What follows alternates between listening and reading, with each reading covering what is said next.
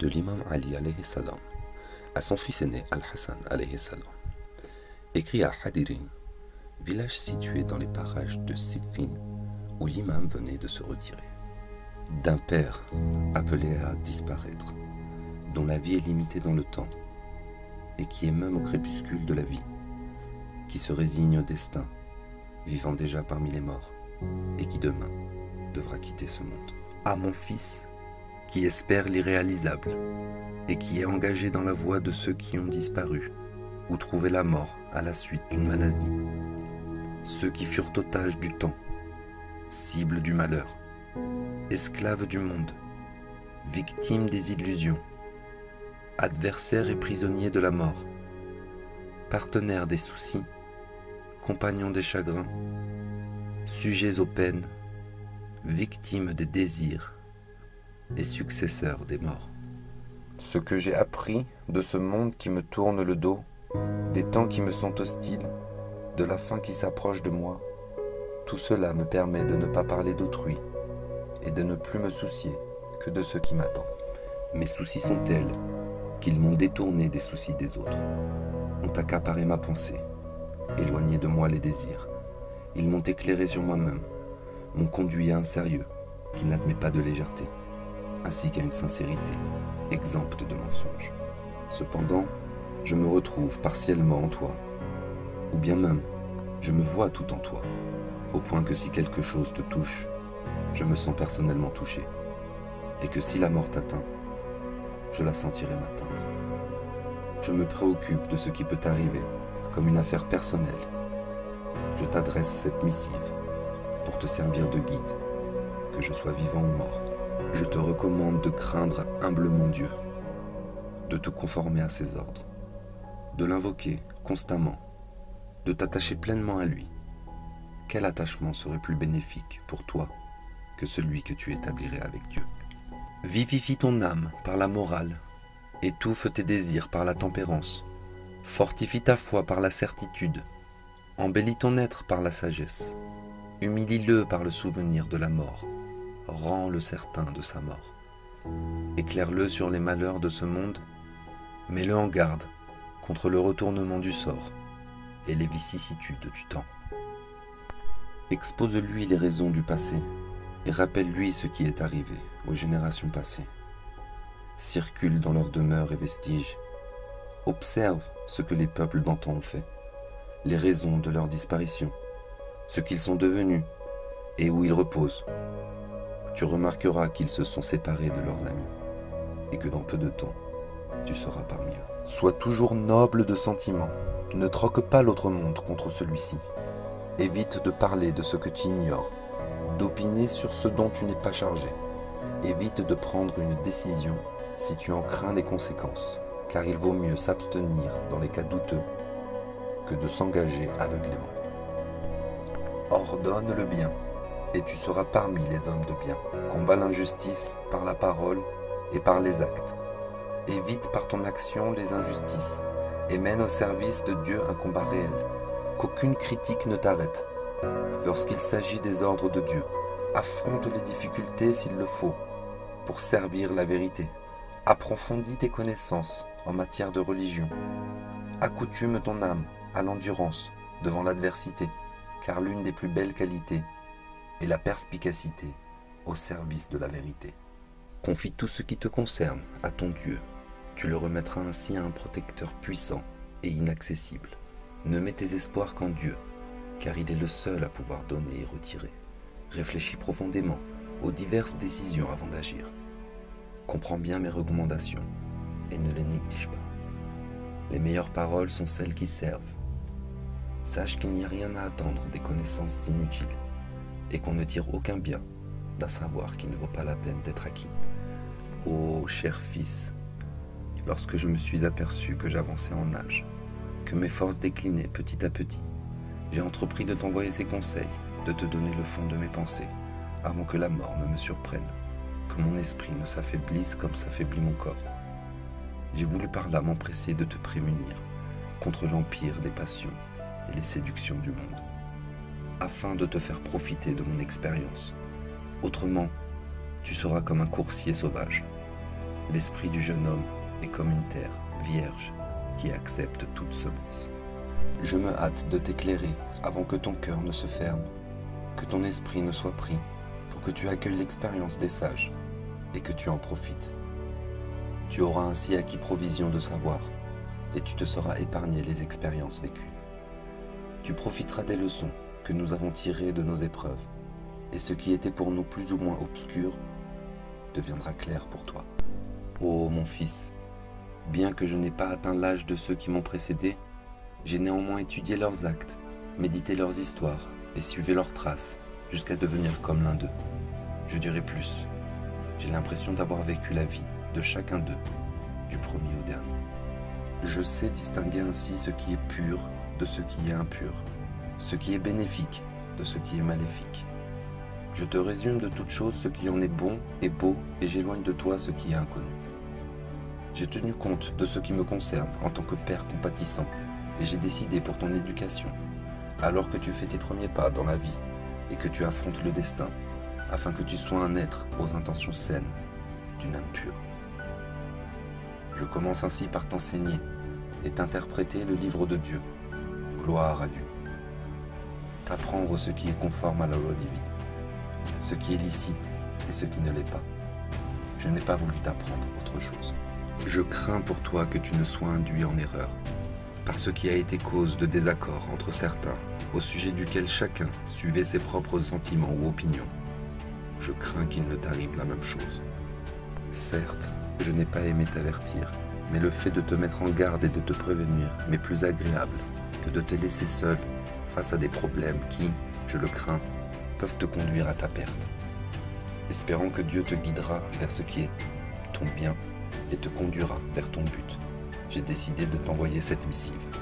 Sache, ô fils, qu'il me serait agréable que tu retiennes mes conseils avant tout, que tu craignes Dieu notamment, que tu te contentes d'accomplir ses obligations, que tu prennes exemple sur le comportement de tes parents qui t'ont précédé, des purs de ta famille.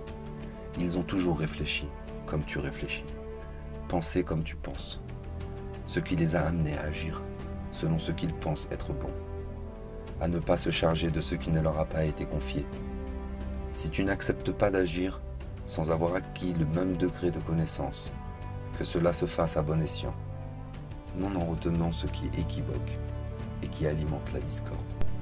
Commence avant tout par demander l'aide de Dieu et désirer son accord pour éviter ce qui peut t'amener au sujet confus ou à l'erreur.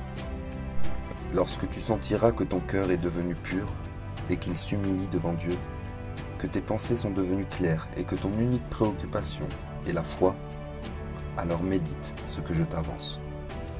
Et si cela ne te fait pas plaisir, ou est en désaccord avec ton opinion et ton désir, c'est que tu te débats dans l'erreur et tu t'enlises dans l'obscurité.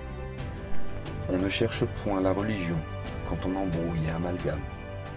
Éviter cela conviendrait mieux. Médite bien, mon fils, mes conseils. Sache que le maître de la mort est aussi le maître de la vie, que le Créateur est également celui qui fait mourir, que celui qui anéantit est celui qui ressuscite, que celui qui nous éprouve est celui qui pardonne, que ce monde ne peut être que comme l'a conçu Dieu, avec les bienfaits, les épreuves et les récompenses en l'au-delà, avec ce que le Seigneur veut et ce que tu ignores. Si tu n'arrives pas à comprendre une affaire, mets-la au compte de ton ignorance, car tu as été créé ignorant, puis tu as appris. Combien de choses tu ignores qui te laissent déconcerté, que ton esprit n'arrive pas à saisir, mais que tu comprendras plus tard.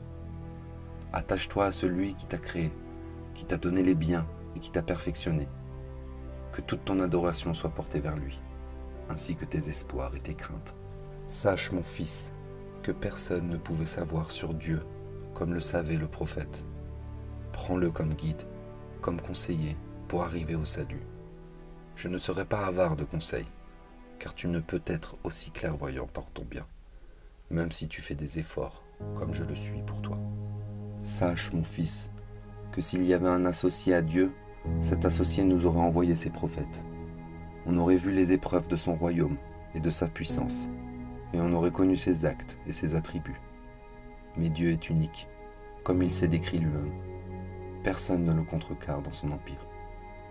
Il n'a point de fin, et il continue au-delà du temps et de l'espace. Il est le premier sans qu'il y ait eu de commencement, le dernier sans qu'il y ait eu de fin. Sa divinité est trop grande pour être cernée par les sentiments ou la vue et être ainsi prouvée. Si tu es convaincu de cela, agis comme il sied à un homme de ta classe d'agir, malgré tes moyens limités.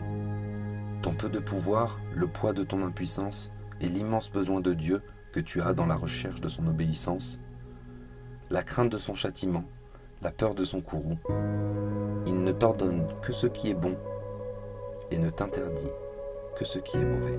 Mon fils, je t'ai informé sur ce monde et son état, sa disparition et sa transformation. Je t'ai renseigné sur l'autre monde et ce qui est promis à ceux qui y seront. Sur les deux, je t'ai donné des exemples, afin que tu les médites et que tu en tires d'autres exemples. Ceux qui veulent connaître ce monde sont comme des voyageurs qui seraient arrivés à un lieu stérile et désertique. Puis, se seraient dirigés vers un autre lieu verdoyant et herbu. Ils ont supporté les peines de la route, la séparation d'avec l'ami, la dureté du voyage, la grossièreté des aliments, afin de parvenir à la tranquillité chez eux, en leur demeure. Ils n'ont plus alors à subir des souffrances, et les efforts fournis leur paraissent dérisoires. Rien n'est aussi agréable pour eux que d'être chez eux et d'être proche des leurs. Ceux qui sont les dupes de ce monde ressemblent à des gens qui habitaient une région prospère et qui se retrouvent dans une autre aride. Rien n'est aussi détestable pour eux, ni aussi pénible que la séparation d'avec le pays où ils étaient, jusqu'au jour où ils y seront conduits. Déteste pour ta personne ce que tu détestes chez les autres. Accepte des gens ce que tu voudrais qu'ils acceptent de toi. Ne parle pas de ce que tu ne sais pas, ou que tu ne sais que partiellement. Et ne dis pas ce que tu n'aimerais pas que l'on te dise. Apprends que la vanité fausse le jugement et égare les esprits. Que ton activité soit pour te rapprocher de Dieu. Ne thésaurise pas l'argent pour tes héritiers. Et si tu es bien dirigé vers ton but, sois le plus possible humble envers ton Créateur. Sache que tu as devant toi une longue route, des peines terribles, que tu ne peux t'empêcher de regarder les choses sous leur vrai visage et d'accumuler le plus de provisions de voyage possible tout en portant la plus légère charge. Ne porte pas sur ton dos plus que tu ne peux supporter. Ce poids serait pour toi un danger.